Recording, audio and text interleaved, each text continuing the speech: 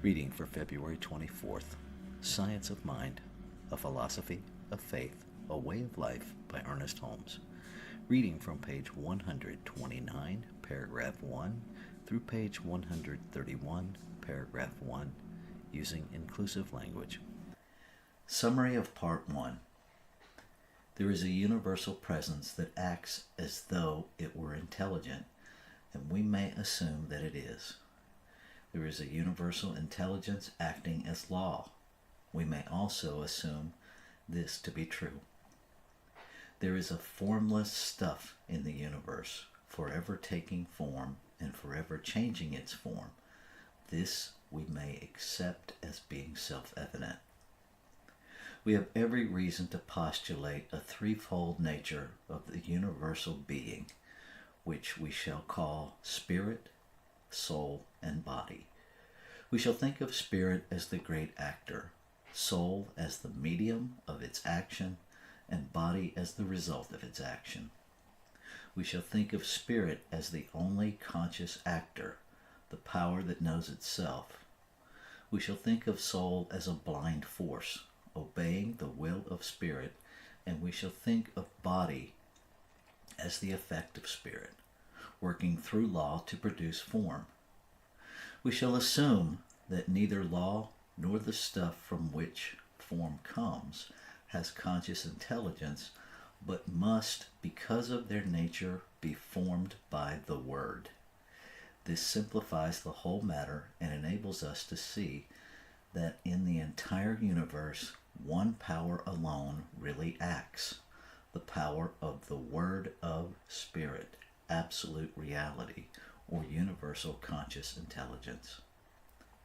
The evolution of the physical brings us arbitrarily to a place where true individuality functions. From that day, a further solution must be through our conscious operation with reality. All nature awaits on our recognition of and cooperation with its laws, and is always ready to obey our will, but we must use nature's forces in accordance with its laws and in cooperation with its purpose, which is goodness, truth, and beauty, if we wish to attain self-mastery. We never create, we discover and use. Through this method, all sciences are evolved.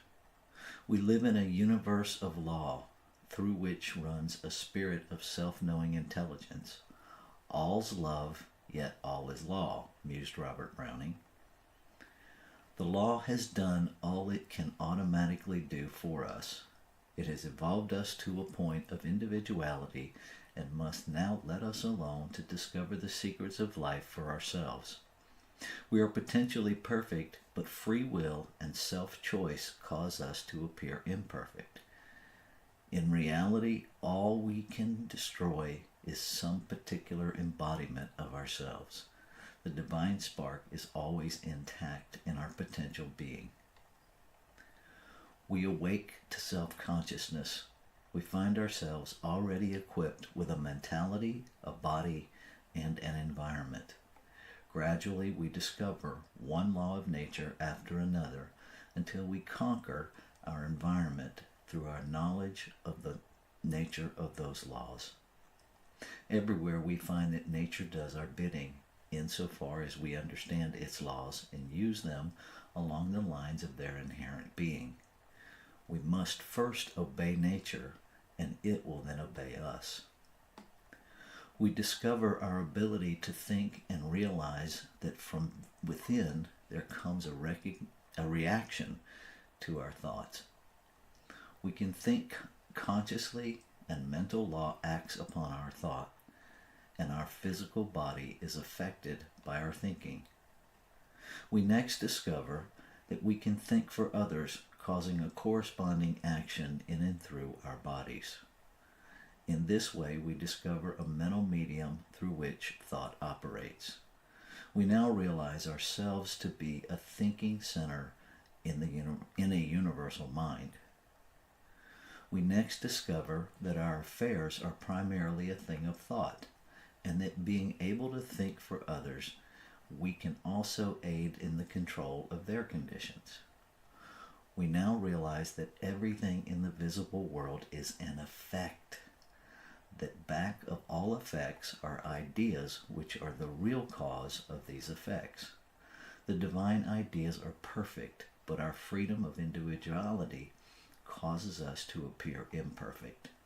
Through right thinking, we are able to uncover the appearance of imperfection and reveal the idea, behold thou, my face